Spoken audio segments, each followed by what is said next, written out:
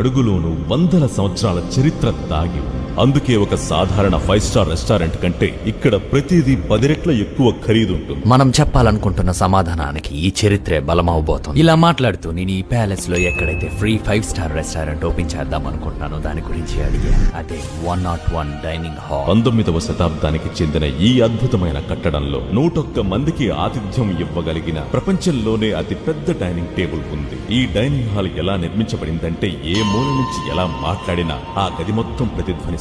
కేవలం బంగారం వెండి పాత్రల్లో మాత్రమే భోజనాన్ని వడ్డిస్తారు. ఇదే డైనింగ్ టేబుల్ దగ్గర ఎంతో మంది ప్రముఖులు కూర్చొని భోంచేశారు. ఈ చరిత్ర కారణంగా ఈ టేబుల్ దగ్గర కూర్చొని భోంచేయాలంటే ఒక్కొక్కరు అక్షరాల 30,000 రూపాయలు చెల్లించాల్సి ఉంటుంది. పురాతన కాలం నుంచి నిజాం వంటగదుల్లో ఉన్న రెసిపీని ఈనాటికి వడ్డిస్తున్నారు. ఇప్పటి వరకు భారతదేశంలో మొదటి ప్రెసిడెంట్ నుండి ఈనాటి ప్రధానమంత్రి వరకు ఎంతో ఉన్నత స్థానంలో ఉన్నవారు మాత్రమే ఇక్కడ భోంచేశారు.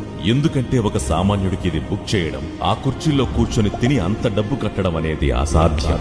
గాని అసాధ్యాన్ని సాధ్యం చేయడమే మన పని అని ఆయనకి తెలియదు. ఒకవేళ మనం ఇదే టేబుల్లో సమాజంలో ఎవరైతే పేదలు అని గుర్తింపబడుతున్నారో వాళ్ళని కూర్చోబెట్టగలిగినట్టయితే ప్రతి ఒక్కరి ఆకలి ఒకటే, మనుషులందరినీ సమానంగా ట్రీట్ చేయాలి అన్న ఆలోచన ఊపిరి పోసుకుంటుంది. మిమ్మల్ని ఈ విధంగా కలిసే అవకాశం రావడం చాలా ఆనందంగా ఉంది. మీరు అనుకుంటున్నది కష్టమే, అయినా జరగాలని మనస్ఫూర్తిగా కోరుకుంటున్నా. ఇలా ఇన్ని కలిసిన తర్వాత రోజు అపాయింట్మెంట్ బుక్ చేసుకుని మళ్ళా ఆ ప్యాలెస్ కు వెళ్ళా. ఈసారి ప్రతిదీ స్పష్టంగా గమనిస్తూ నాకు 101 డైనింగ్ టేబుల్ బుక్ చేసుకోవాలని ఆ సేల్స్ మేనేజర్ కి మన ప్రపోజల్ ని పెట్టా. చెప్పాక ఆవిడ నన్ను ఒకే ఒక క్వశ్చన్ అడిగారు. సార్, మీరు ఏ విధమైన ఈవెంట్ ని చేయాలనుకుంటున్నారో తెలుసుకోవచ్చా?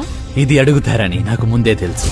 మిమ్మల్ని వాళ్ళు మీరు ఏ రకమైన ఈవెంట్ చేయబోతున్నారని అడగచ్చు. దానికి మీరు సామాన్యుల్ని పేదవాళ్ళను కూర్చోబెట్టి ఈ వీడియో తీసుకుంటారంటే ఒప్పుకోకపోవచ్చు. సో సమాధానాన్ని జాగ్రత్తగా ఆలోచించి చెప్పండి. ఆయన చెప్పొద్దన్న నేను వీళ్ళ దగ్గర ఏమీ దాచకంట నా సబ్స్క్రైబర్స్ లో కొంతమంది సామాన్యులకి మీ అద్భుతమైన హోటల్ యొక్క 5 స్టార్ ఆతిథ్యాన్ని ఇవ్వాలనుకుంటున్నా అని చెప్పా.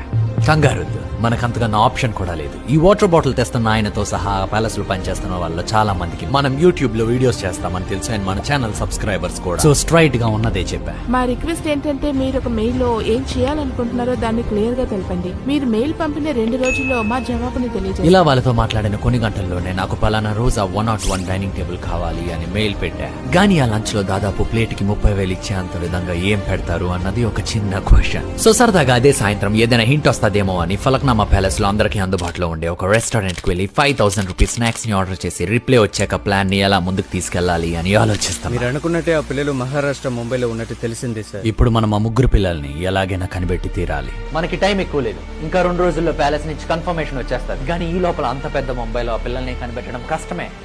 గానీ మనం ఎలా అయినా ఆ పిల్లల్ని ఆ డైనింగ్ టేబుల్లో కూర్చోబెట్టి తీరాలి. వెతకడానికి ఏర్పాట్లు